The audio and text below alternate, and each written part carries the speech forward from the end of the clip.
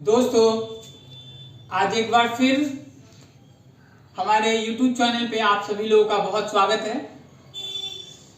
आज जो फिजिक्स के अनेकों छोटे छोटे महत्वपूर्ण बिंदु को बढ़ाते हुए एक नया जो बिंदु लाया हूँ उसका नाम है, इस नए टॉपिक का नाम है भौतिकी राशि, फिजिकल क्वांटिटी।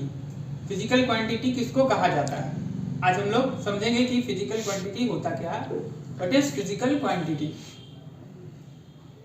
परंतु वीडियो से आगे बढ़ने के से पहले हम ये कहना चाहेंगे कि अगर आप लोग को ये चैनल पसंद आ रहा है तो लाइक करें, सब्सक्राइब करें और अपना सुझाव दें कमेंट्स बॉक्स में कि मुझे और किस तरह से और कौन कौन सा टॉपिक बताना है और किस तरह से और क्या व्याख्या इस प्रकार से और करना होगा, इसका अपना राय दीजिए कमेंट बॉक्स में। आज का जो टॉपिक है प्यारे मित्रों, इस टॉपिक का नाम है फिजिकल क्वांटिटी, मतलब भौतिकी राशि। भौतिकी राशि या फिजिकल क्वांटिटी किसको कहा जाता है, इसको देख लेते हैं, समझ लेते हैं। पूरे फिजिक्स में, पूरी फिजिक्स के कोर्स में, या ये कहें कि प्रकृति के नियमों का अध्ययन जब करने चलते हैं लोग, या प्रकृति के नियम का अध्ययन जब मानव कर रहा है, तो प्रकृति के नियमों के अध्ययन करने के लिए हम जिन पदों का उपयोग करते हैं, उन्हीं पदों को भौतिकी राशि कहा जाता है। तो the term which is help to understand law of nature is known as physical quantity.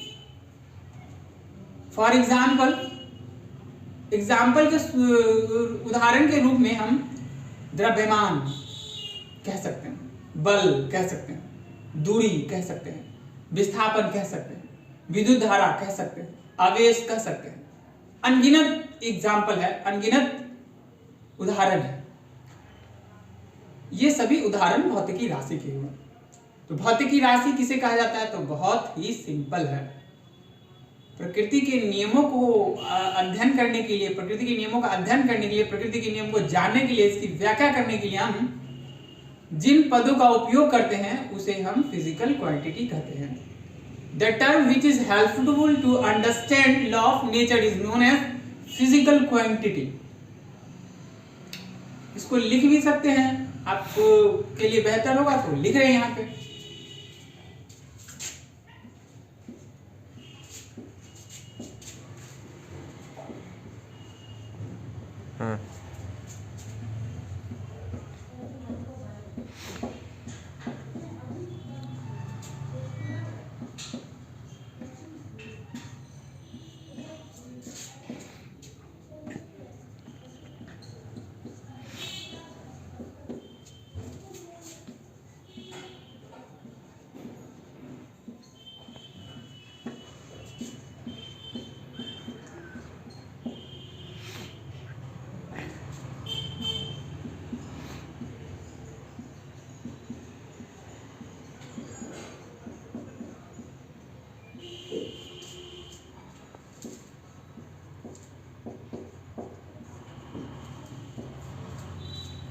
वह पद जिसकी सहायता से हम प्रकृति के नियमों का अध्ययन करते हैं भौतिकी राशि कहलाता है।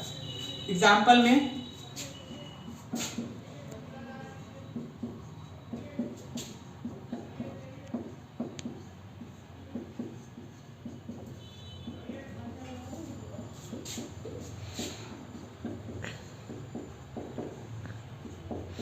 इस प्रकार से ये हम समझ गए कि भौतिकी राशि होता क्या है। सिंपल है और आप लोग समझ चुके होंगे कि भौतिकी राशि कहा किसको जाता है। अब भौतिकी राशि को भी बांट दिया गया है दो भागों में। साधारणतः इसको दो भागों में बांटा गया है। कौन सा दो भाग है, तो वह है आधारभूत भौतिकी राशि और व्युत्पन्न भौतिकी राशि। मतलब फिजिकल क्वांटिटी को दो भागों में बांट दिया गया है। कौन सा दो भाग, तो पहला है फंडामेंटल फिजिकल क्वांटिटी और दूसरा डिराइव्ड फिजिकल क्वांटिटी।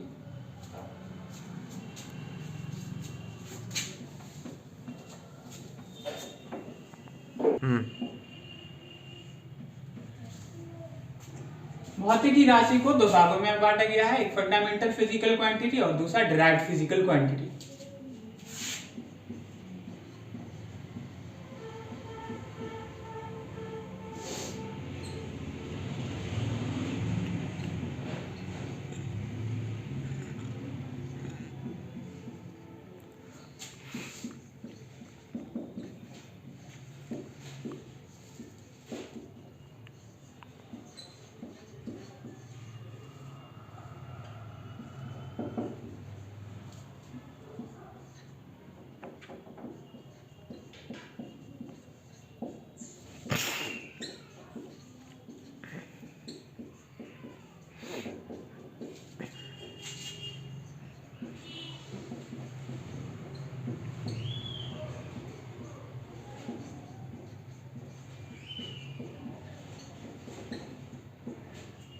भौतिकी राशि को मुख्य दो भागों में बांटा गया है, इधर हम लोग लिख दिए हैं आधारभूत भौतिकी राशि और इस तरफ लिखा गया है व्युत्पन्न भौतिकी राशि। बिना भौतिकी की राशि के क्या कभी फिजिक्स को सीखा जा सकता है? बिल्कुल नहीं सीखा जा सकता है। बिना द्रव्यमान का नाम लिए हुए, बिना बल का नाम लिए हुए, बिना दूरी का नाम लिए हुए, बिना ज्योति तीव्रता का नाम लिए हुए या बिना आवेश का नाम लिए हुए कभी भी फिजिक्स का व्याख्या ही नहीं किया जा सकता, तो सीखा क्या जा सकता है? इसलिए यह जरूरी है कि भौतिकी राशि हम एक मान के चले, लेकर के चले। तो ये भौतिकी राशि जो लेके चला जा रहा है, इस भौतिकी राशि को दो भागों में बांटा गया हुआ है।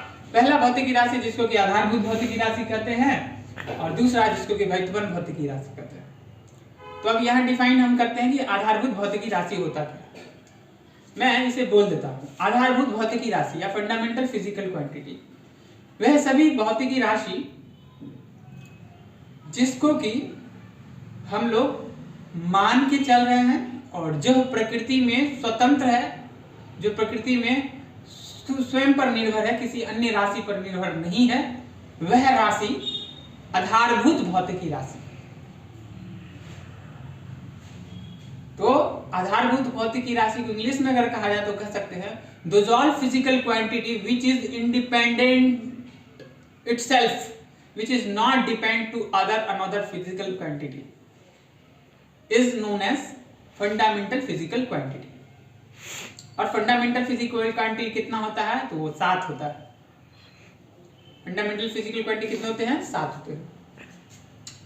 अब हम डिफाइन करते हैं कि व्युत्पन्न भौतिकी राशि क्या होता है। व्युत्पन्न भौतिकी राशि जो आधारभूत भौतिकी राशि की सहायता से व्याख्या की जाती है, उस राशि को हम लोग व्युत्पन्न भौतिकी राशि कहते हैं। आधारभूत भौतिकी राशि कौन कौन है उसके एग्जाम्पल को देंगे, तो उसके बाद हम व्युत्पन्न भौतिकी राशि के एग्जाम्पल को बेहतर रूप से समझ सकते हैं। इसलिए पहले हम बोर्ड को लिखेंगे, बोर्ड पे लिखेंगे कि आधारभूत भौतिकी राशि कौन सा है।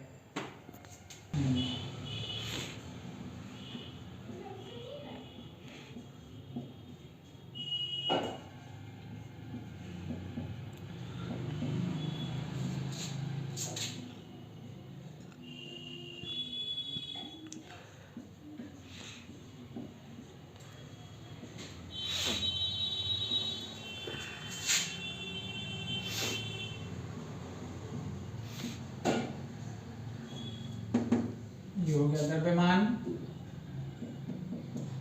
आधारभूत भौतिकी राशि संख्या 7 है। पहला द्रव्यमान, फिर लंबाई, फिर समय, फिर तापमान,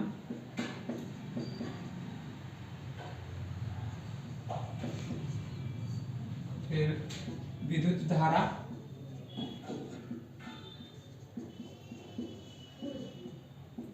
फिर ज्योति तीव्रता,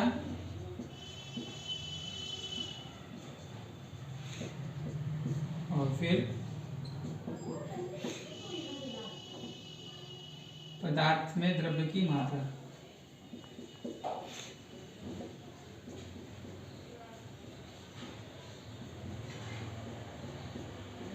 ये 7 आधारभूत भौतिकी राशि हैं, लेकिन इसके अलावा भी 2 और हैं जो अलग से नाम लिया जाता है, और वह है कोण और ठोस कोण।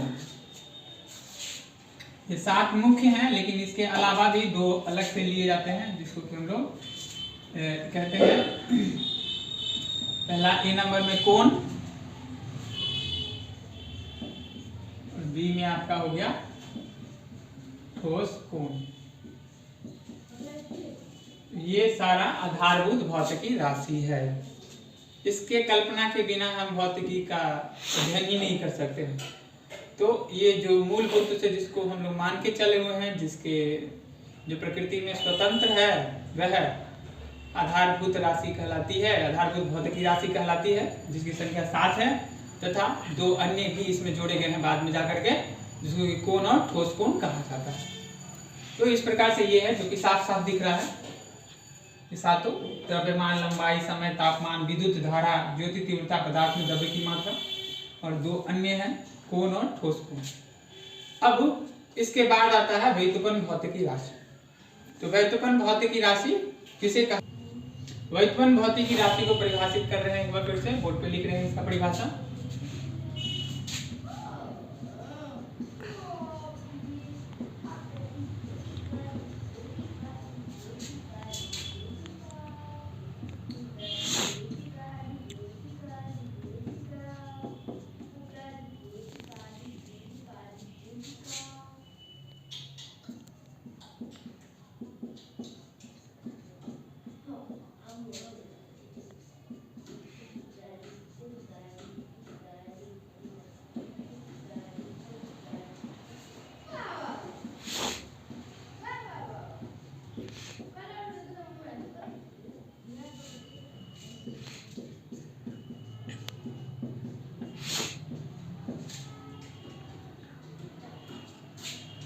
वह भौतिकी राशि जिसकी व्याख्या आधारभूत भौतिकी राशि के सहायता से होती है, व्युत्पन्न भौतिकी राशि कहलाती है।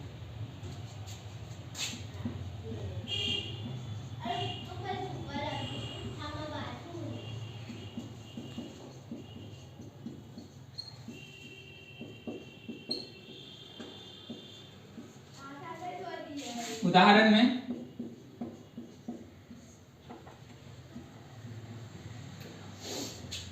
बल, बल एक व्युत्पन्न भौतिकी राशि है। और उदाहरण, सर्वश्रेष्ठ उदाहरण इसका हो गया बल। बल कैसे व्युत्पन्न भौतिकी राशि हुआ, उसको थोड़ा सा हम लोग देख लेते हैं। बल जो है एक आपका व्युत्पन्न भौतिकी राशि है। अब अगर बल के बारे में देखा जाए तो बल के लिए एक फॉर्मूला होता है, बल बराबर द्रव्यमान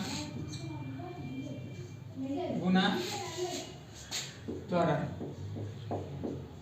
यहाँ हम क्या देख रहे हैं, बल का व्याख्या करने के लिए हमको 2 अलग आधारभूत भौतिकी राशि का सहायता लेना पड़ रहा है। मतलब बल आप स्वयं से ही, अकेले से ही, स्वयं खुद ही यह व्याख्या नहीं कर सकता है जब तक कि हम आधारभूत भौतिकी राशि का सहायता नहीं लें। तो बल किस पर निर्भर कर रहा है? आधारभूत भौतिकी राशि के द्रव्यमान पर निर्भर कर रहा है और त्वरण पर निर्भर कर रहा है। तो बल जो है कैसा राशि कहलाएगा? व्युत्पन्न भौतिकी राशि कहलाएगा। बल क्या है उसको समझने के लिए द्रव्यमान जरूरी है समझना। और द्रव्यमान क्या हो गया? तो द्रव्यमान में आता है किसके कैटेगरी में? आपका आधारभूत भौतिकी राशि कैटेगरी में आता है। तो कोई भी व्युत्पन्न भौतिकी राशि आधारभूत भौतिकी की राशि की सहायता से ही आगे व्याख्या में लाया जाता है, इसलिए इसे व्युत्पन्न भौतिकी राशि कहते हैं। धन्यवाद।